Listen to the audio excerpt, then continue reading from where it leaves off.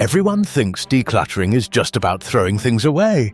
But the truth, hidden behind those trash bags and donation boxes, may shock you. In this video, I will show you 3 secrets that few people talk about. First, not every donation center is happy to take your old stuff. Second, some items you want to keep are quietly harming your health and making your home more cluttered. And finally, sometimes throwing something away is actually the most sustainable act. It may sound backwards, but later I will share how to clearly tell what should be donated, what can be recycled, and what must go into the trash without guilt or regret. So, are you ready to uncover these rarely spoken truths? Don't forget to like, share, and subscribe if you find this content useful. Your support is the motivation for us to keep sharing more meaningful things. Thank you for being here. Question number 1. After gathering a whole bag of old things you no longer use, what will you do with them? Have you ever experienced this?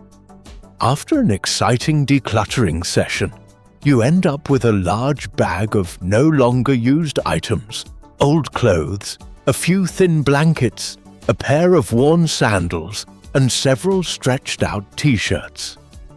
The feeling is so light, but then you see the bag sitting in the corner and wonder what to do next. Keeping it in the closet feels like you never decluttered. Tossing it straight in the trash feels wrong for the environment. And taking it to donate makes you unsure if anyone will accept it. Many people stand before that bag like standing at a crossroads, and this hesitation interrupts the decluttering journey, leaving bags sitting for weeks or even months. A woman in Florida shared that after cleaning her closet, she stuffed everything into 3 black trash bags, and 3 months later, they were still in her car trunk. Every time she opened the trunk, she felt guilty, not because she missed the items, but because she didn't know who needed them or who would reject them. And in the end, the unmoved bags became a new kind of burden. This is the common stumble when starting decluttering. We managed the hardest part, deciding to let go, but we weren't ready for the next step of where to take them. Without a clear answer, the heaviness returns. The solution is not to do everything at once, but to prepare a short list. Where to bring bedding, where to drop off still good clothes, and where to give small household goods. When you know the addresses ahead of time, you won't hesitate. The bag will be gone in a day or 2, and only then will you feel the full result of decluttering. Not just less stuff at home, but also a clear flow for your space and yourself. Question number 2. Do you think that just taking items to a donation center means someone will definitely need them? This is a misconception many people have. We often believe that packing clothes or old items and dropping them at a thrift store is enough. But the truth is not that simple. Donation centers are not magical warehouses. They don't have room to take everything, and they can't sell torn, stained, or broken items.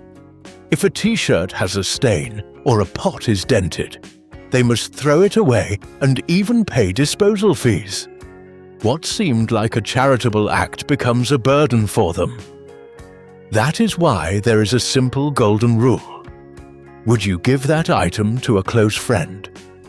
If the answer is no, then it should not be donated.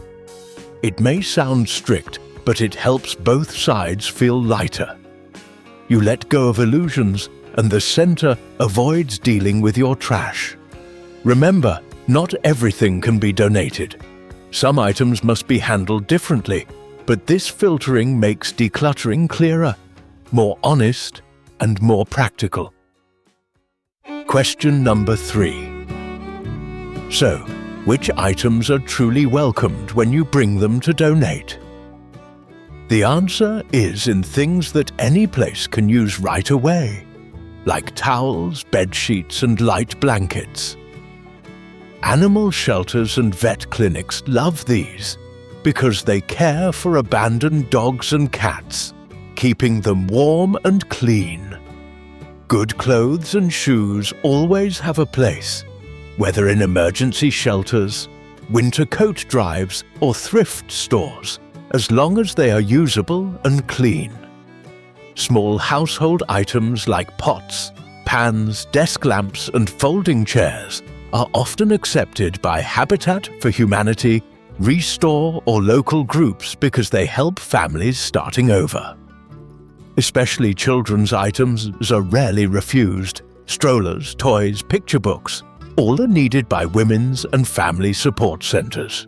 Remember this simple rule. If an item can serve someone right away today, then it is a successful donation. When you know who needs what, bags won't sit around but will quickly reach the right people. And that is the greatest joy after decluttering. Question number 4. Have you ever stood before items not knowing whether to donate, recycle, or toss them? This is the most confusing group because they don't fit neatly anywhere. First, used underwear and socks. Many people hate to waste them, but honestly, no one wants them. The rule is, brand new with tags can be donated, used must be considered trash. Keep a few pairs of socks as rags, let the rest go. Next is paperwork. Old bills, expired contracts, letters. They look important, but only weigh you down. Regular paper can be recycled. Sensitive ones should be shredded or taken to shredding services. Another group is chargers, batteries, and unused electronics. Don't put them with household trash. They contain metals and chemicals. Take them to e-waste drop-offs at Best Buy, Staples, or City Programs. Mattresses and pillows also confuse people. Some places dismantle them for springs and foam, but most often they must go to the trash. That doesn't mean you failed, it just means it's time for new ones. As for the bathroom drawer full of old cosmetics, expired lotions and lipsticks that were opened 10 years ago, no one wants them. The solution is to dump them, wash the containers, and use return programs from MAC, Lush, or Sephora. This group tests your determination. Keeping them only clutters, but disposing of them properly truly lightens your home. Question number 5. Are you drowning in old papers and don't know how to handle them? Many people keep stacks of bills, statements, and letters from decades, thinking they'll need them one day. But in truth, they only take up space and weigh your mind. Open a drawer of old papers, and you'll see expired contracts, flyers, and faded receipts. The solution is simple. Regular paper goes to recycling, personal documents go to shredding services at stores like Staples or City Programs. In rural areas, people sometimes compost shredded paper or use unprinted paper as pet bedding. The key is not to let vague fear hold you back. Once you separate clearly, recycle the ordinary, shred the sensitive, the mountain of paper disappears quickly. Someone once said papers are like a fussy child, noisy and annoying, but all they need is sleep. Here, sleep is the shredder. When papers are handled neatly, you feel like dropping an invisible burden, your mind clearer, your drawers emptier, and your home far more breathable. Question number 6. Have you ever wondered where old cables, batteries, or a broken TV should go? Many people, out of convenience, throw them in the regular trash. But that is a dangerous mistake, because they contain heavy metals and chemicals harmful to the environment. In reality, most large electronics stores like Best Buy or Staples have e-waste drop-off points where you can bring them, and they will separate the metals and plastics for recycling. Even small batteries or old phone chargers can be dropped off at city collection points on Hazardous Waste Day. As for mattresses and pillows, many people get confused because they are so bulky. Some states have programs to dismantle them for springs and foam recycling, but in most cases, you will have to let them go with your local bulk pickup service, and that is completely normal. It does not mean you failed in your decluttering journey.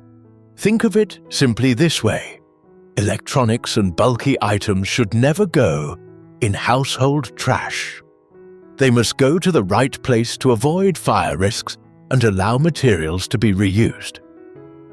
When you bring a bag of old cables to an e-waste site, you feel a strange relief, not only because your home is cleaner, but also because you know they will be handled properly without harming the environment. And it is exactly these small but decisive actions that make your home neater and safer every day. Question number 7. Do you still keep expired cosmetics in your bathroom drawer from many years ago?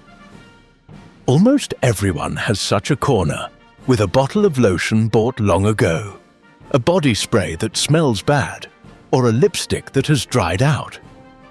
We often keep them thinking maybe we will use them, but the truth is no one needs those anymore. The rule is clear. If it is still sealed and within date, it can be donated to a shelter. But if it has been opened and has expired, it is trash.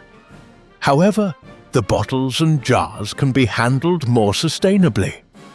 Many brands have packaging return programs, such as MAC, Lush, Sephora, and even some pharmacies have bins for old mascara or empty powder cases. Just wash them, collect them, and bring them back, and they will be properly recycled. The important thing is not to fool yourself into thinking that a bronzer that expired 3 years ago still has value. Keeping it only makes the drawer cluttered and your mind heavier. When you boldly throw them away, the space suddenly looks brighter, and every time you open the drawer, you only see what is truly usable. That feeling is like a fresh breath, simple yet freeing. Both your home and years of lingering guilt. Question number 8. Do you think keeping items at home helps protect the environment? This is a very common misconception. Many people hold on to bags of old clothes or broken plastic containers, believing that this is living green. But the truth is, the longer you keep them, the heavier your home feels. Keeping things does not save the earth.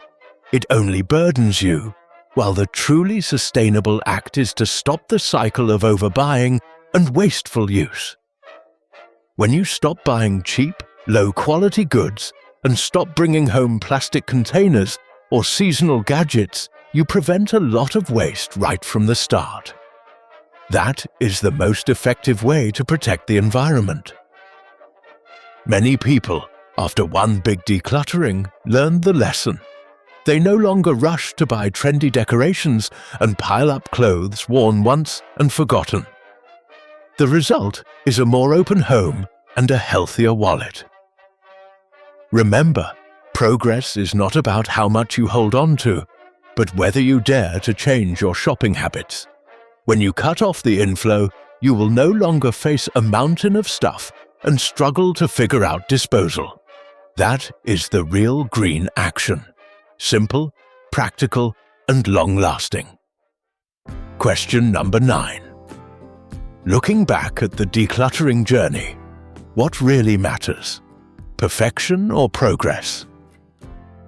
Many think that only by handling everything completely can they be considered successful. But the truth is, Decluttering is not a contest. It only needs to bring you relief and make life easier. Some items must be thrown away, some can be donated, some can be recycled, and some inevitably go into the trash. That is reality no one avoids. What matters is how much burden you have released and whether you have stopped bringing in new burdens. Remember, each bag taken out is a step forward. Each cleared corner is a new breath of air. And each changed shopping habit is true sustainability. So don't pressure yourself to be perfect. Just being better than yesterday is already a big success.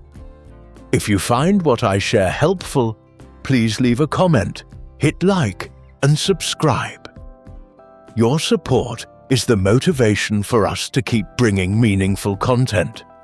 Thank you for staying until the end of this video, and see you in the next ones.